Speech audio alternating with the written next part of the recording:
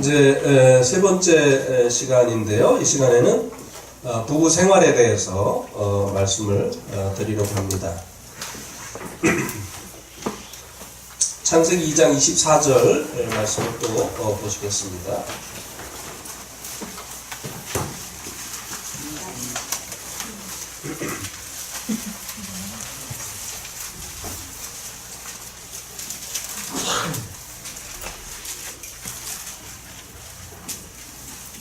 한번 같이 읽겠습니다. 시작. 이러므로 남자가 부모를 떠나 그의 아내와 연합하여 둘이 한 몸을 이룰지로다. 이 부부 관계는 결혼으로 맺어지는, 남녀가 결혼을 통해서 맺어지는 관계를 이야기합니다. 요즘은 남자끼리도 부부라고 하고 또 여자끼리도 부부라고 하고 이것을 이제 법적으로 공식화를 하려고 하는 이런 움직임들이 우리나라에까지 왔습니다만, 성경이 말하는 부부는 남자와 여자가 결혼을 통해서 맺어진 관계를 부부라고 말씀해 주고 있습니다. 남자가 부모를 떠나서 이제 여자와 한 몸을 이루는 것, 이것이 바로 부부다 라고 성경이 말씀해 주고 있기 때문에 그렇습니다. 이 부부 생활에 있어서 가장 중요한 것이 무엇인가를 주님과 우리의 이 관계를 통해서 우리가 알 수 있게 되는데요.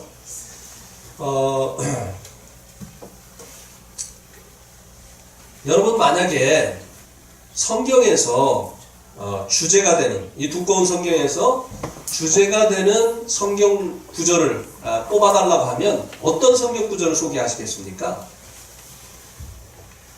성경의 주제가 되는 성경 구절을 뽑아달라, 이렇게 하면 어떤 성경 구절을 뽑아서 소개를 하겠습니까? 어떤 성경 구절이죠? 예, 대부분이 요한복음 3장 16절을 말씀을 하십니다. 그렇습니다. 요한복음 3장 16절을 딱 하나로 소개를 하라고 한다면 무엇이라고 소개를 하시겠습니까?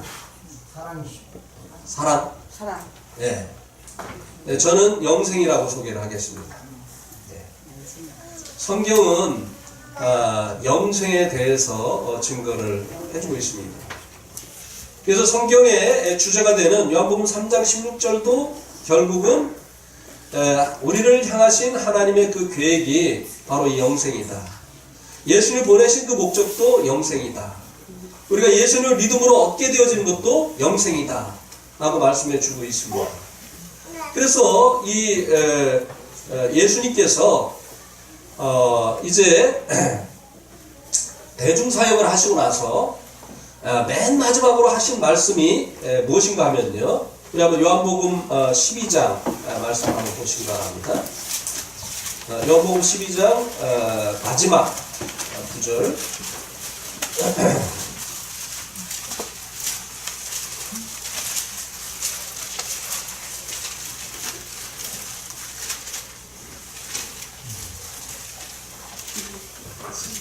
(50절) 요한복음 12장 50절. 나는 그의 명령이 무엇이라고요?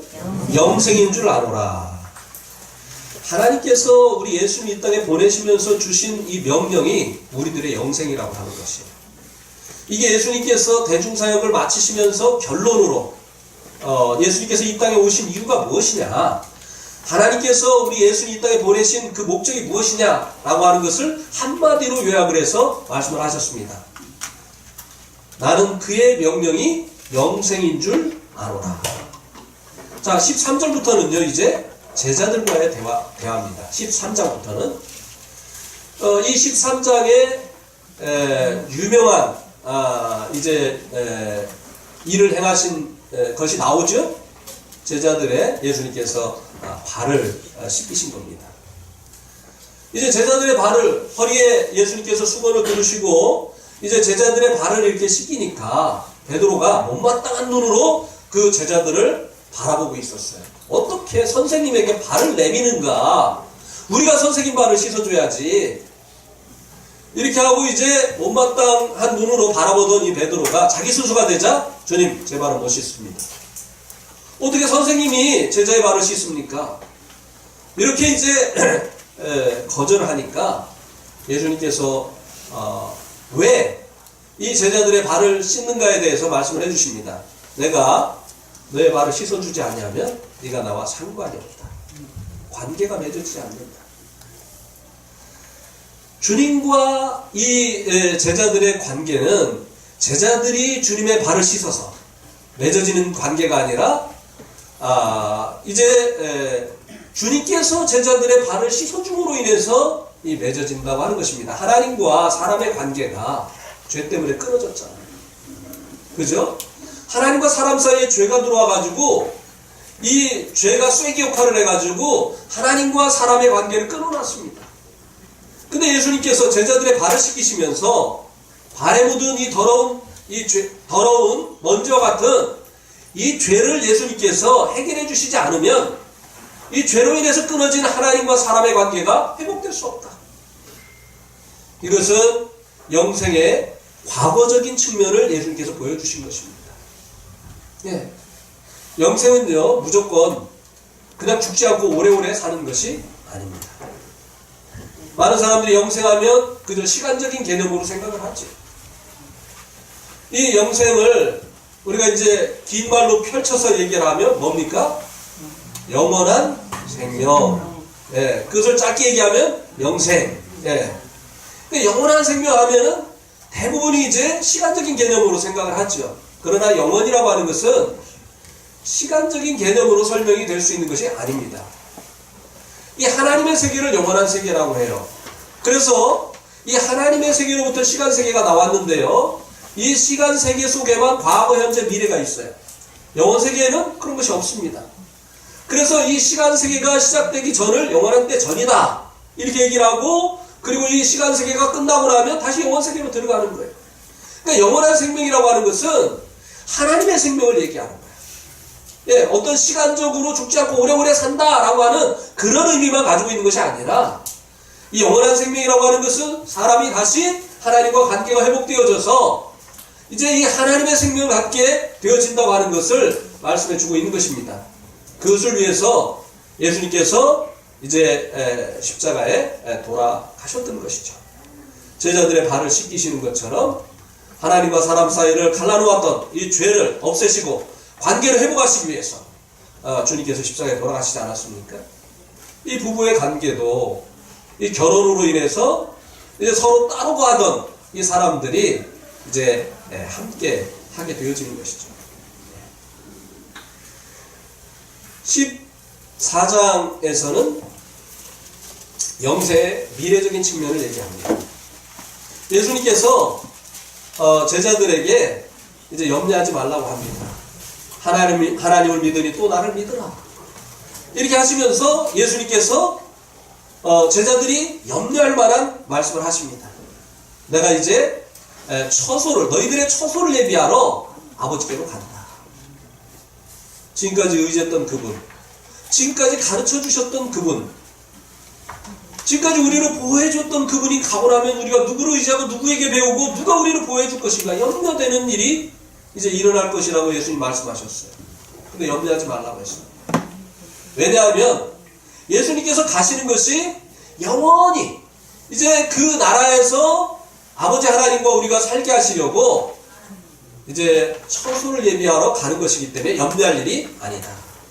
영생의 미래적인 측면, 하나님 나라에서 하나님과 더불어서 영원히 사는 것, 이것이 이제 영생의 미래적인 측면을 예수님께서 말씀하신 것이죠.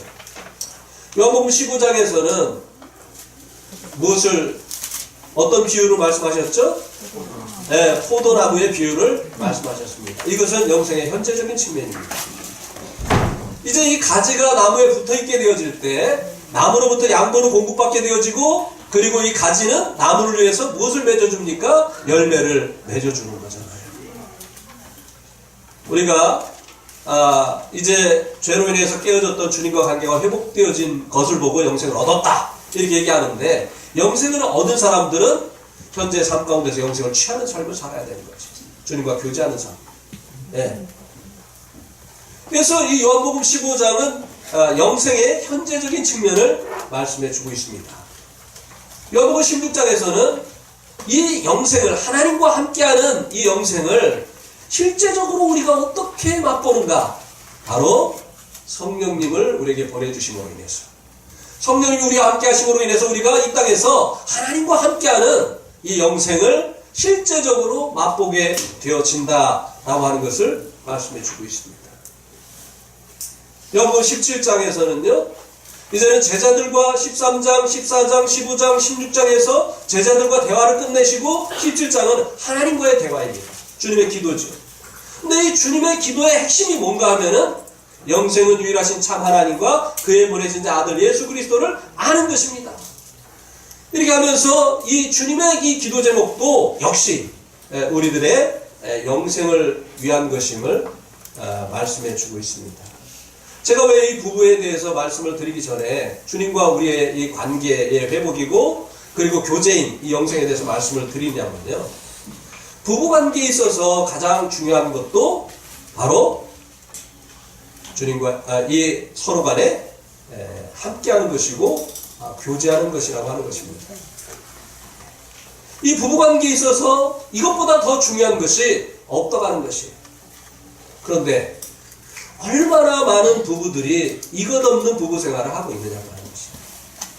예, 남편은 돈 벌기에 바쁘고 아내는 살림하는 데 바빠서 이제 부부 관계에 있어서 가장 중요한 이 교제가 없는 이 부부 생활을 하고 있다고 하는 것입니다.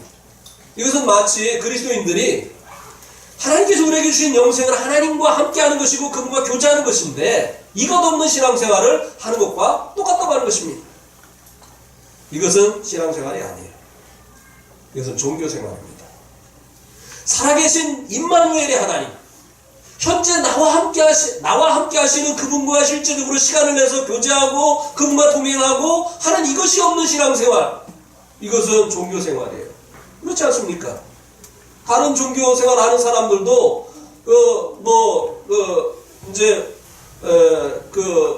템플에 갔을 때만 이제 신앙생활을 하잖아요. 근데 하나님께서 우리에게 주신 이 영생은요, 그런 종교생활이 아니라고 하는 것입니다. 왜 하나님께서 우리에게 영생을 주셨죠? 왜 하나님께서 우리와 함께 하시기를 원하셨죠? 왜 하나님께서 우리와 사귐을 갖기를 원하셨습니까? 그 이유가 뭐죠? 하나님이 세상을 이처럼 사랑하셨기 때문에. 사랑하셨기 때문에 하나님께서 영생을 우리에게 주신 거예요. 하나님께서 사랑하시기 때문에 우리와 함께 하시길 원하시는 겁니다. 천국도 하나님이 없으면 그게 무슨 천국입니까? 네. 그곳에서 이제 하나님과 함께 하게 하시려고 하나님께서 천국을 예비하시는 거 아니겠습니까? 예. 저희가 이제 네팔에 있을 때 2년에 한 번씩 한국에 들어와서 한 달 반 이렇게 이제 있다가 나가곤 했었는데요. 저희가 온다고 연락이 오면 저희 아버님이 막 힘이 막 솟아나십니다. 전화를 해서 아버지 7월 달 며칠 날 한국에 들어갑니다. 그래. 오 그래? 아들 온다고? 그래서 막 목소리가 그냥 막 아주 힘이 이제 차게 이렇게 말씀을 하십니다. 한 번은요, 얼마나 이 아들 식구들이 보고 싶으셨는지 온다고 하는 얘기를 듣고 저희들이 오지도 않은 공항에 왔다 가셨다. 공항에 와서 공항 냄새 맡고 가셨대. 그러니만큼 저희들이 오는 게 그렇게 좋으니만큼 저희들이 갈 때가 되어지면 이분이 안절부절하시고, 제 어머니는요, 꼭 갈 때가 되어지면 무슨 말씀을 하시냐면, 현웅아, 내 건강은 내가 안다. 너 다음에 올 때 우리 나 못 봐. 그게 무슨 말이죠? 이제 그만 돌아와. 그 말은 못 하시고, 왜? 목사님이고 목사님 사모님이니까. 선교사로 간 아들을 끌어올 수는 없잖아요. 근데 마음은 이제는 와서 같이 살았으면 좋겠는 거예요.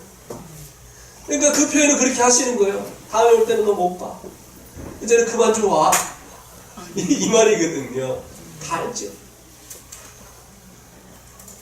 한 번은 저희들이 이제 돌아갈 날을 얼마 남겨두지 않고 이제 아버님과 함께 동생 식구와 함께 이제 아침 식사를 하고 있었어요. 그랬더니 동생이 아버지 오늘 저 야근하느라고 저녁에 못 들어와요? 그러는 거예요. 그래서 이제 저도 아버지 저도 오늘 김영재 집에 가서 교제하고 그리고 오늘 거기서 자고 올 거예요. 그러니까 식사를 하시다가 갑자기 숟가락을 탁 놓으시더니 어디로 가버리셨어요. 왜 그러시는지 몰랐죠. 그래서 저는 계속 밥 먹고 있었습니다. 그때 저쪽에서 아버지가 우시는 거예요. 나쁜 놈! 가만히 얼마나 남았다고? 애비랑 좀 못 있는지야? 그래가지고 얼른 가가지고 그 김영재한테 전화를 해가지고 나 못 가. 우리 아버지 우셔. 그래가지고 그날 아버지하고 목욕 가고 막 그러니까 그렇게 좋아하시는 거예요. 왜 저희 아버지가 그렇게 저희와 함께하는 것을 기뻐하시죠? 헤어지는 것을 어려워하시죠? 뭐 때문이죠? 사랑 때문에, 사랑 때문에. 하나님이 왜 우리와 함께 하시길 원하십니까? 하나님께서 왜 우리와 교제하는 것을 그렇게 원하세요? 신앙생활의 핵심은 그거예요. 하나님과 함께하는 거, 하나님과 동행하는 거, 하나님과 교제하는 거, 이게 신앙생활의 핵심이에요. 이거 빼놓으면 이거는 종교생활입니다. 신앙생활 아니에요. 그런 것처럼 사랑하기 때문에 그러시잖아요. 그런 것처럼 이 부부간에 있어서 가장 중요한 것은 바로 함께하는 것이고 교제하는 것이고. 그래서 교회 올 때도 같이 오세요. 네. 부부는 함께하는 사이예요. 이 네팔은요, 우리 지금 내동에도 그런 성도들이 있는데, 아니 부부가 꼭 교회를 따로 와요. 그래가지고 이제 자매님 들어오고 나면 오늘 형제님 안 오세요? 그래 와요. 한참 있다 돌아와. 갈 때도 보면은 형제님은 있는데 자매님 없어요. 자매님 가셨어요? 몰라요. 이 부부는 도대체 왜 결혼을 했나 모르겠어요. 교회 올 때도 같이 오고. 그래서 이 네팔에서 저희들이 그런 것을 좀 보여주려고요.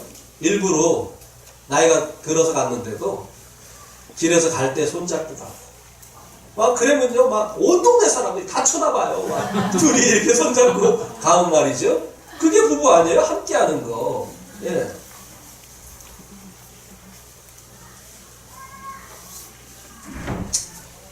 함께 교회도 가시고 또 식사도 함께 하세요. 로마서 12장 2절에 보면 이 세상을 본받지 말라고 했죠. 근데 이 세상 그 풍습은 뭡니까? 아내는 열심히 준비해놓고 그 다음에 남편이 먼저 드시고 나면 이제 아내는 나머지. 예. 그게 이제 우리 한국이나 네팔의 세상의 풍속입니다. 그러나 성경은 그렇게 가르쳐주고 있지 않아요. 부부는 함께하는 것입니다. 왜 부부가 겸상을 안 하느냐 이 말이죠. 같이 식사를 해야 대화도 오고 가고 그러면서 더 친밀해지고 서로를 알아가게 되어지고 서로를 알아야 서로를 기쁘게 할 수 있는 것이 아니겠습니까? 어제도 말씀드렸지만요, 부부가 서로를 너무 몰라요. 참 희한한 일이죠. 이 그리스도인들이 하나님을 너무 모르는 것처럼, 그리스도인들이 하나님 모르는 거 이상한 일 아니에요? 그죠? 자, 요한복음 17장 3절에 영생은 유일하신 참 하나님과 그의 보내신 자 아들 예수 그리스도를 아는 것이라고 했죠. 그죠? 이 안다고 하는 헬라어가 두 가지가 있습니다. 하나는 에도, 하나는 기노스. 에도라고 하는 이 단어는 언제 쓰여지느냐면요, 제가 문재인 대통령을 안다. 그럴 때 이 애도가 쓰여집니다.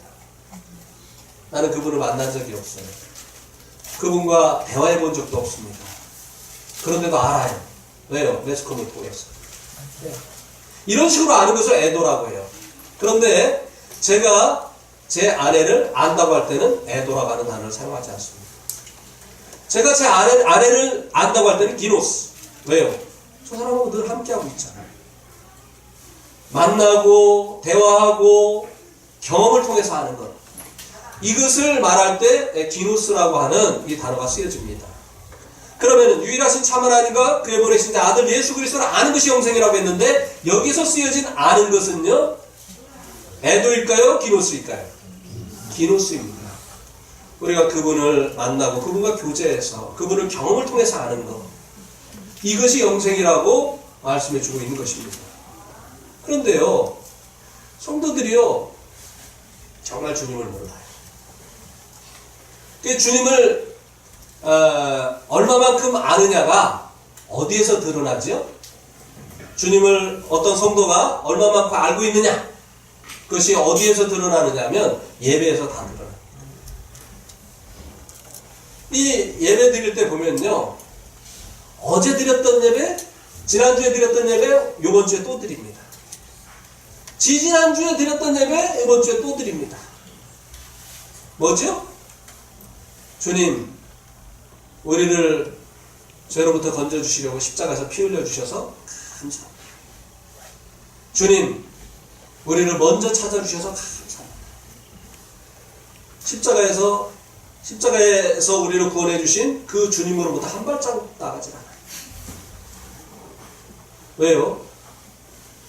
주님과 교제하고 말씀 가운데 계신 그 주님을 발견하고 이 영생을 취하는 이 삶이 부족하니까 주님을 알아가는 이 지식도 발전하지 않는 거예요. 제가 이제 어제 저의 아내의 좋지 않은 습관 중에 하나를 말씀을 드렸습니다. 이게 맛있다고 하면 계속 그것만 해주는 거. 나중에 아주 질려가지고 이제 그만 좀 해주라고 할 때까지 그걸 해주는 거. 예배는, 이 찬송은 입술의 열매라고 했어요. 하나님께서 취하시는 이 예배는 영적인 음식입니다. 근데 똑같은 메뉴를 매주 이렇게 해드리면 하나님도 너는 왜 맨날 된장찌개만 하냐, 나 김치찌개도 좀 먹고 싶다, 오늘 좀 프라이를 좀 해다고, 이렇게 새로운 것을 하나님께서 새 노래로 주님을 찬양하라고 했지 않습니까? 뭐 어떤 찬송을 만들어서 하라는 게 아니라 우리가 하나님을 더 알아가고 경험하고 하게 되어지면 그 하나님 우리가 찬송하고 그 하나님의 은혜에 대해서 감사하게 되어지는 것이죠. 이 부부간에도요, 이 교제가 없으면요, 가장 서로 잘 알아야 될 이 부부가요, 서로를 모른 채 많은 시간을 살아갑니다. 저는 그런 사람이었어요.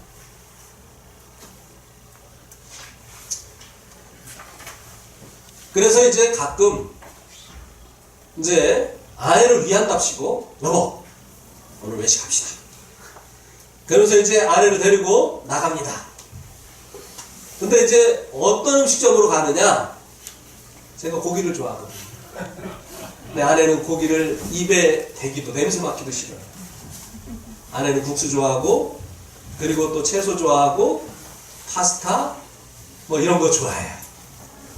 근데 결국은 아내를 위해서 외식합시다. 그래놓고 어딜 가느냐면 고깃집 가는 거예요.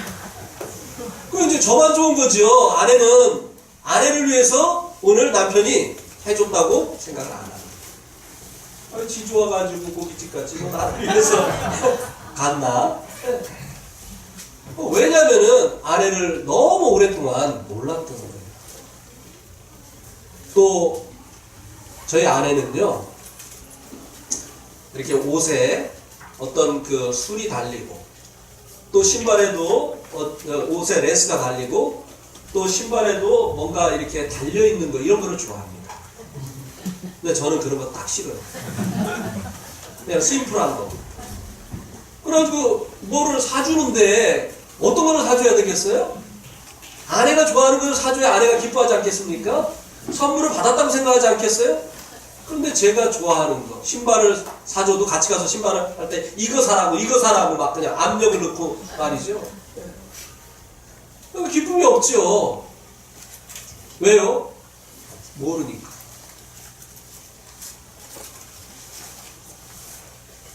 우리 형제님들, 아내를 얼마나 알고 계십니까? 이 잘 모른다고 하는 건요, 그만큼 교제가 없었다는 거예요. 연세가 많이 드셨는데도요, 아내가 어떤 음식 좋아하는지 모르는 분들이 있어요. 한 번도 신경을 안 써본 거죠. 아내는 다 남편이 좋아하는 거 챙겨주느라고 애쓰고 노력했는데, 남편은 그냥 그거 당연한 건 줄 알고, 아내를 위해서는 아내가 어떤 것을 좋아하는지 생각해보지도 않고 신경도 쓰지 않았던 것이죠. 그래서 이 부부 관계에 있어서 정말 이 중요한 것은 교제입니다. 교제를 하게 되어지면 서로를 우리가 주님과의 교제를 통해서 주님을 알아가게 되어지는 것처럼 서로를 이제 알아가게 되어지는 것입니다. 또 이제 이 알아가는 것으로 끝나지가 않아요. 이 교제를 하게 되면 서로를 알아갈 뿐만 아니라 어떤 결과가 이제 빚어지게 되느냐면요. 고린도후서 3장 18절 한번 보세요.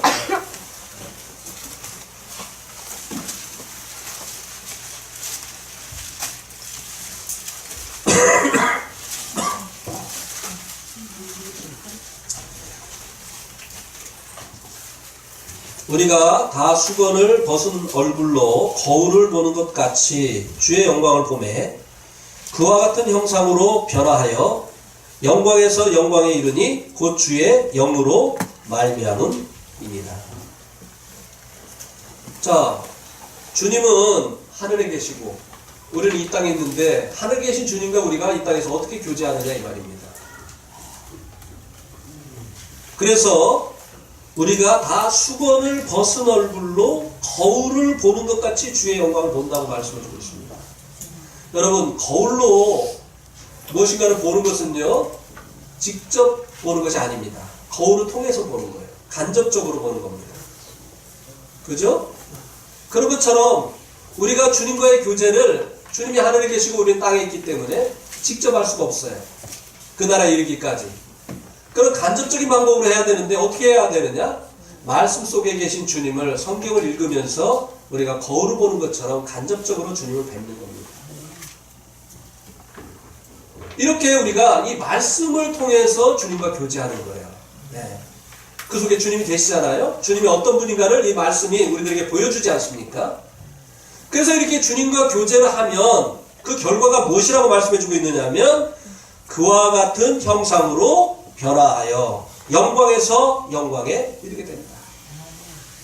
우리가 이제 부부가 서로 이렇게 교제를 하면요, 서로를 알아가게 되고 이해하게 되어지고 그리고 서로를 기쁘게 해줄 수 있게 되는 데까지 나아갑니다. 근데 이것만 있는 게 아니에요. 정말 하나가 됩니다. 계속 이 교제를 하면요, 서로 닮아가게 돼요. 그래서 부부는 닮는다고 하죠. 예, 닮게 돼 있어요. 저희 부부는 정말 안 맞는 사람들이에요. 그렇게 안 맞을 수가 없어요. 저는 국물을 좋아합니다. 근데 저희 아내는 뽀송뽀송한 것을 좋아합니다. 저는 고기를 좋아합니다. 저희 아내는 이제 채소를 좋아합니다. 저는 채소 좋아하는 사람이 이해가 안 가요. 정말이에요. 아니, 채소를 무슨 맛으로? 한 번은 레스토랑에 갔는데 외국 사람이 그 샐러드를 시켜가지고 아주 맛있게 먹는데, 아니 저게 뭐가 그렇게 맛있다고? 아니 고기가 있어야지, 고기. 근데 또 저희 아내는 고기 좋아하는 사람이 이해할 수 없다는 거예요. 그 냄새 나는 게 뭐가 그렇게 맛있냐는 거죠. 안 맞아요. 지금 바뀌었습니다만 저는 시원한 물을 좋아하는데 저희 아내는 따뜻한 물을 좋아해요. 저는 밖에 나가서 활동하는 걸 좋아하는데 저희 아내는 하루 종일이라도 집에 있으라고 하면 행복한 사람. 같이 운동 한번 나가려면 제가 스트레스가 엄청 쌓입니다. 안 나가요, 안 나가. 그래도 끌고 나가면 뒤에서 그냥 천천히 오는 거예요. 아무리 보조로 맞추려고 해도 안 돼요. 네. 너무 안 맞는 거예요. 네. 그런데요, 같이 살다 보니까 많은 것이 비슷해졌어요. 저는 이제 그 중학교 때까지 축구를 했기 때문에 정말 이 축구를 좋아합니다. 그런데 저희 아내는 저를 만났을 때 축구가 어떻게 돌아가는지를 모르는 사람이었어요. 어떻게 해야 이기는지도 모르는 사람이었어요. 그런데 이제 이 축구를 좋아하는, 시간이 없지만 제가 얼마나 축구를 좋아하는지 좀 얘기를 해드려야 되겠어요. 네팔에 있을 때 이제 코카콜라컵이라고 하는 이 이제 국제대회를 하는데 한국의 대학 선수권대회에서 우승한 숭실대학교 팀이 왔어요. 네팔 국가대표, 또 부탄 국가대표, 파키스탄 국가대표, 그 다음에 또 태국 농민은행팀, 인디아 국가대표 막 이런 팀들이 모여서 하는데 한국은 대학 선수권대회에서 우승한 팀이 왔어요. 근데 한국이 막 계속 이기는 거예요. 근데 중요한 게임을 토요일날 하는 겁니다. 토요일날 예배 드리는 날인데. 근데 시간을 보니까 예배 드리고 말씀 딱 하고 애찬을 안 하고 가면은 볼 수 있겠어요. 그래가지고 이제 갈등을 하다가 이제 말씀이 끝나고 나서 제가 벌떡 일어나서 가려고 하니까 형제들이 어디 가세요? 중요한 일이 있어. 가가지고 이제 축구를 보는데 우리나라 선수가 골을 넣잖아요. 그래가지고 제가 와 이렇게 하는데 카메라가 저를 비췄어요. 전국의 중계가 됐어요. 형제들이 중요한 일이 그거였어요. 저 지방에서도 텔레비전에서 형제들이 봤다는 거예요. 그날 예배드리는 날 아니에요. 월드컵 2002년 월드컵 할 때요. 그때도 네팔에 있었는데 아니 왜 게임을 꼭 성경 공부가 있는 날 하는 거예요. 아주 그냥 죽겠어요. 아주 그냥 폴란드랑 그 첫 게임을 하는데 그냥 딱 맞더라고 시간이 그냥. 그래가지고 이제 그 성경 공부하는 그 형제 집에 먼저 갔어요. 그래서 전반전은 이제 보고 들어갈 수 있겠더라고요. 근데 네팔에서 어디서 텔레비전을 봐요? 그래도 막 동네를 빽빽빽 돌았어요. 어디 텔레비전 볼까? 그랬더니 비디오 임대해주는 그 집이 있더라고요. 그래서 들어가니까 텔레비전을 켜놓고 있더라고요. 그래서 야 축구 안 봐? 그랬더니 무슨 축구? 월드컵! 응? 그러니까 월드컵에? 코리아하고 지금 폴란드하고 한다고. 그럼 봐야지. 그래가지고 이제 틀어놓고 막 보는데 막 얼마나 좋아요. 근데 이제 전반전 끝났어. 가야 되잖아요. 갔어요. 근데 그때 이겼잖아요. 폴란드를. 막 이걸 이제 진동으로 이제 그 헤드폰을 진동으로 해놓고 이제 여기다 집어넣고 성경 공부를 하는데 막 진동이 막 울리는 거예요. 골 들어갔다는 지금 그 아이들이 이거 신호를 보내주는 거거든요. 막 성경 공부가 다. 그날 참 성경 공부가 은혜가 많이 됐습니다. 그래가지고 이제 끝나자마자 하이라이트 보려고 또 그 간식이 나왔는데 나 바쁜 일이 있다고 하고 막 차를 몰고 집에 오는데 제가 오다가 신호등도 무시하고 도대체 축구가 뭔데 내가 왜 이래나 이런 생각이 들더라고요. 그렇게 축구를 좋아하거든요. 사실은 어제도 제가 좀 일찍 왔잖아요. 그래가지고 이제 전석희 형님이 여기 바닷가 보고 이렇게 하러 갔는데 어제 축구 봤어요.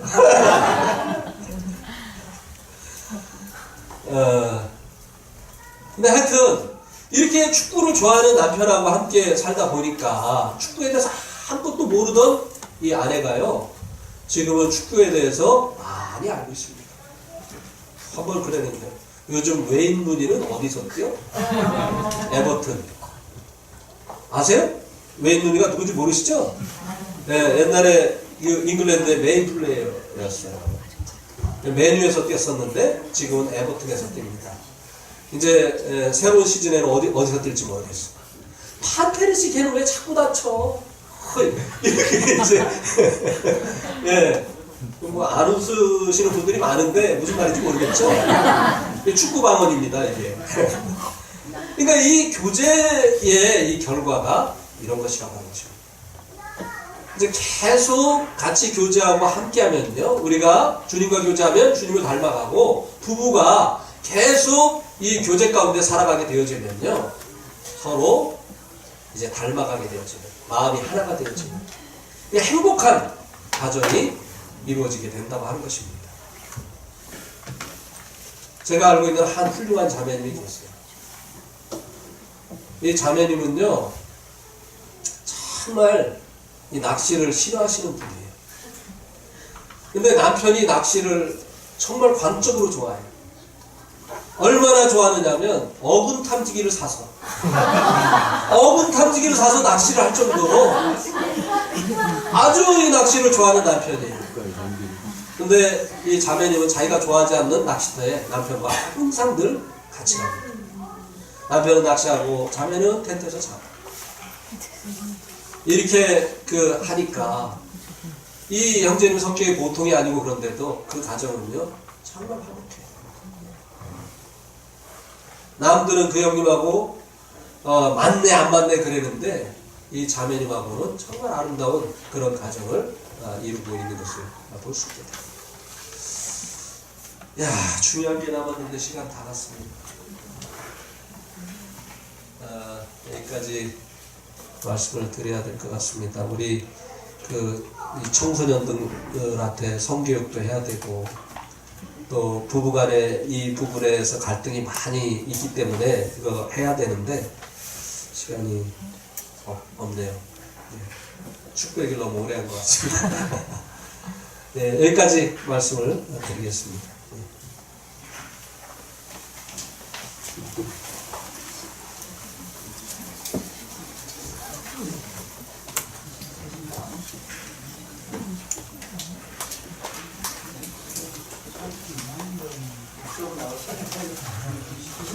아, 그래요? 네. 예.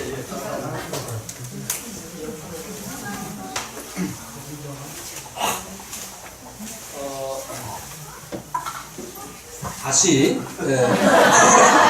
창세기 2장 24절 다시 한번 보겠습니다. 사실요, 이 부부 싸움을 이제 부부가 이제 함께 살다 보면 하게 되는데요. 부부 싸움을 하는 그 원인이요, 큰 문제가 아닙니다. 대부분 항상 작은 문제로부터 부부 싸움이 시작이 돼요. 우리는 가끔 무엇 때문에 부부 싸움을 했느냐면요, 양말을 뒤처리하는 이 문제 때문에. 저는 이 양말을 벗어놓으면요, 어머니랑 함께 살 때 어머니가 늘 그렇게 요구를 했기 때문에 양말 하나에다가 다른 양말을 이렇게 집어넣어서 이렇게 놓습니다. 근데 저희 아내는 그걸 싫어해요. 왜 당신이 싫은 냄새나는 양말을 내가 다시 꺼내게 만드느냐. 그냥 벗어서 그대로 놓으라는 거예요. 근데도 그 말을 잘 기억을 안 하고 제가 또 이렇게 집어서 놓고 그러니까 나중에는 이제 짜증을 내는 거죠. 별것도 아니잖아요. 근데 이런 것들이 갈등의 요인이 되기도 해요. 어떤 부부는요, 치약 짜는 걸로 싸움한다는 거예요. 치약. 지난번에 군포 번영로교회에 갔는데 자기는 치약을 밑에서부터 짜야 된다는 거예요. 근데 자기 아내는 항상 위로 꽉 눌러가지고 짜는데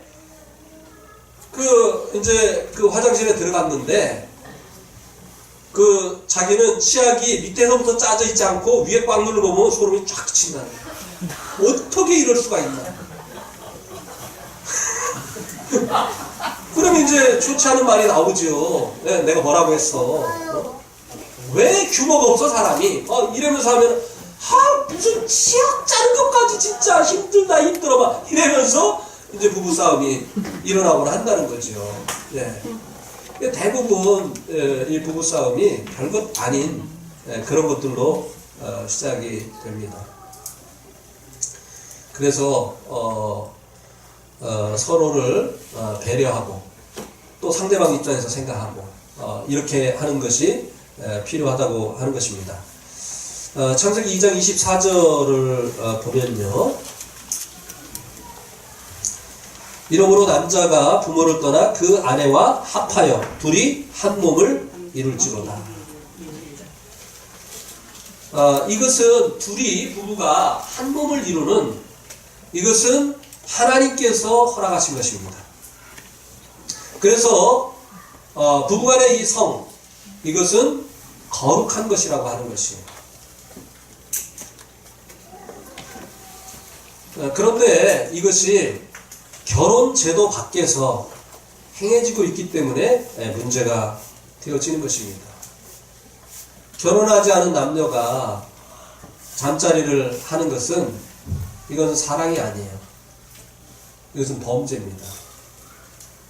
그런데 이제 젊은 사람들이 자꾸 이렇게 이제 그 만남을 갖다 보면 남자의 대부분의 경우 남자의 마음속에 이 성적인 욕구는 남성 호르몬에서 나온답니다. 예. 그러니까 여자에게도 이제 남성 호르몬이 있잖아요. 그래서 이제 남자에게 성적인 욕구가 강한 이유는 이 남자에게 이 남성 호르몬이 많이 나오기 때문이에요. 그래서 이제 성적인 요구를 남자가 먼저 대부분 이제 하게 되는데요. 이제 자꾸 만남을 갖다 보면 결혼도 안 했는데 잠자리를 요구하게 됩니다. 뭐라고 하죠? 나 사랑해?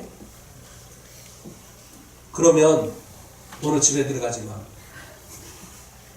그럼 집에 들어가면 뭐가 되는 거예요? 나 사랑? 안 하는 게 되잖아요. 근데 그건 사랑이 아니에요. 정말 사랑하면 상대방의 권리를 어떻게 해야 돼요? 지켜줘야 되는 거예요.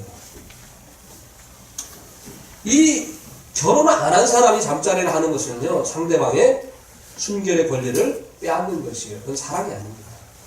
네. 오히려 정말 사랑한다면 결혼제도 안에서 허락하신 이것을 결혼을 통해서 취할 때까지 견뎌줘야 되고 참아줘야만 된다고 하는 것입니다. 결혼제도 안에서의 성은 정말 거룩한 것이고 이것은 아름다운 것이에요. 하나님께서 허락하신 것입니다. 그런데 부부간에도요, 성에 대한 잘못된 인식을 가지고 있는 경우가 있습니다. 이 성이 마치 부정한 것인 것처럼 그렇게 이제 생각을 하는 경우죠. 그래서 결혼을 안 하는 것이 아주 신령한 것이고 그리고 거룩한 것인 것처럼. 그 신부들 결혼 안 하잖아요. 수녀들도 결혼을 안 하잖아요.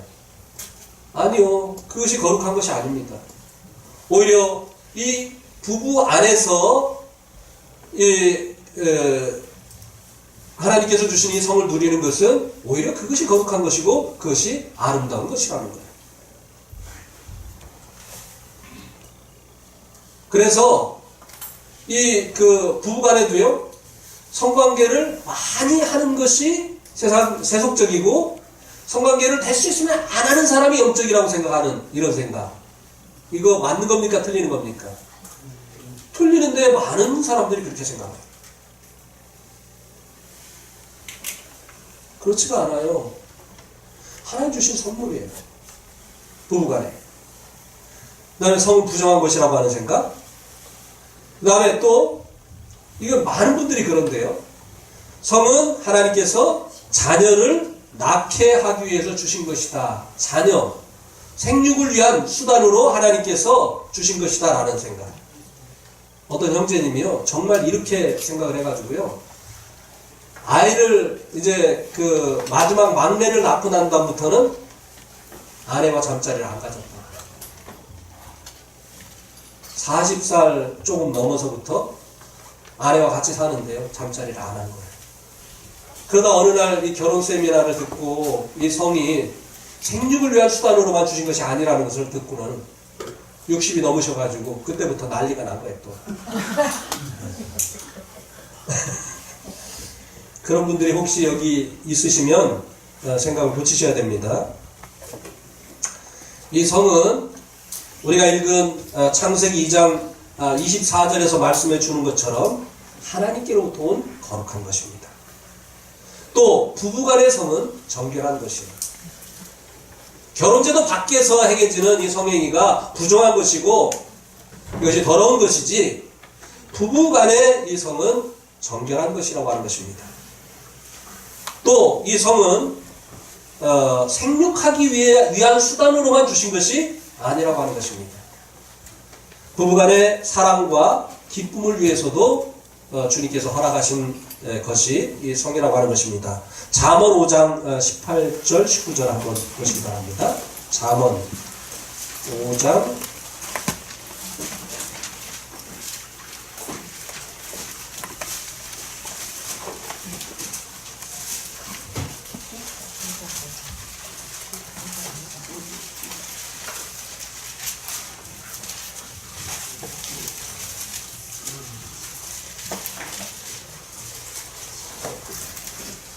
5장 18절 19절 내 셈으로 복되게 하라. 여기 내 셈은 이제 아내를 얘기합니다. 내가 젊어서 취한 아내를 어떡하라? 즐거워하라. 그는 사랑스러운 암사슴 같고 아름다운 암노루 같으니 너는 그의 품을 항상 족하게 여기며 그의 사랑을 항상 연모하라. 예.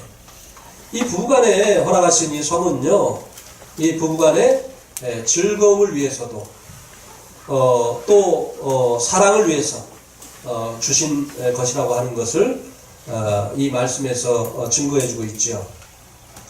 그리고 고린도전서 7장 3절에 보면 하나님께서 주신 이 성적인 욕구를 부부가 서로 충족시켜 줘야 될 것에 대해서 말씀해주고 있습니다.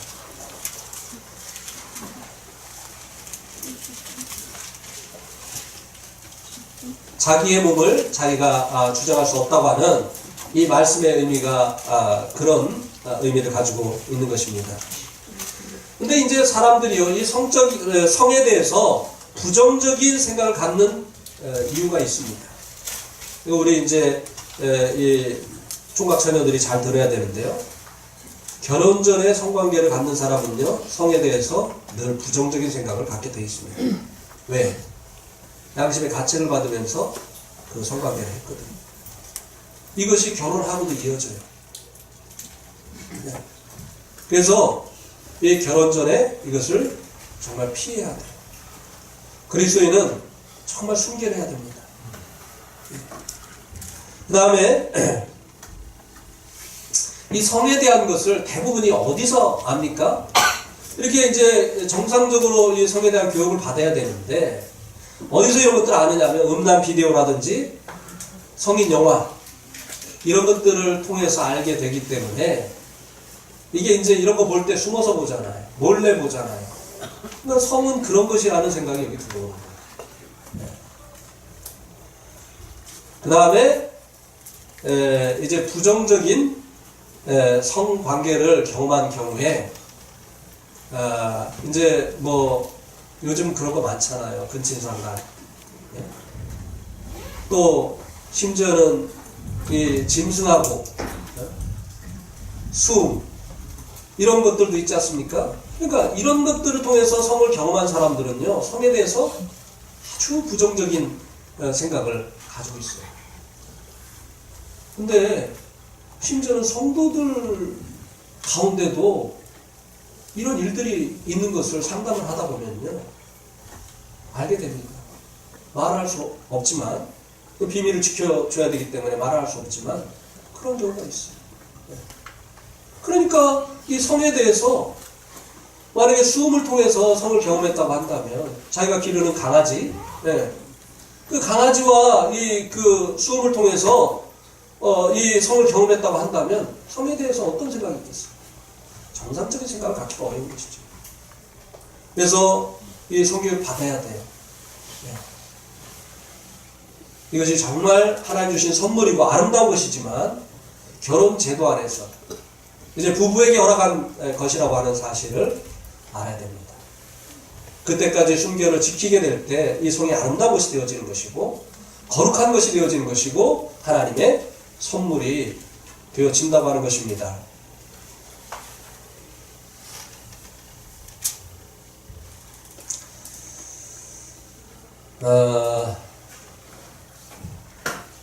이거는 이제 총각 처녀들 때문에 좀 하기가 어려운 부분인데,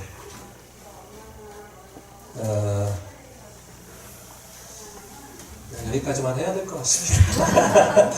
예, 뭐 내어 쫓을 수도 없고, 예, 뭐 개인적으로 좀 이 부분은 좀 이 부분 때문에 사실 부부간의 트러블이 많거든요. 예.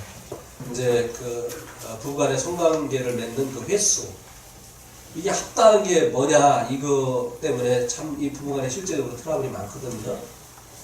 근데 어쨌든 이것은 칫솔질과 같다, 이렇게 말씀을 드릴 수 있습니다. 칫솔질. 칫솔질 너무 안 하면 어떻게 되죠? 이빨 썩죠. 또 너무 많이 하면 어떻게 되죠? 이빨이 마모가 됩니다. 이게 적당한 것이 좋아요. 근데 그 적당한 것은요, 뭐 몇 번이다 이렇게 말할 수가 없어요. 사람마다요, 식욕이 다른 것처럼, 어떤 사람 밥을 많이 먹고 어떤 사람은 적게 먹는 것처럼 사람마다 그 욕구가 다 다릅니다. 그래서 부부가 이것은 서로를 확인하고 그리고 합의를 해야 됩니다. 그리고 합의했다고 한다면 잘 지켜나갈 수 있도록 서로를 도와야 되는 것이죠. 뭐 대충 얘기해도 알아들으시겠죠? 네, 예, 여기까지 말씀.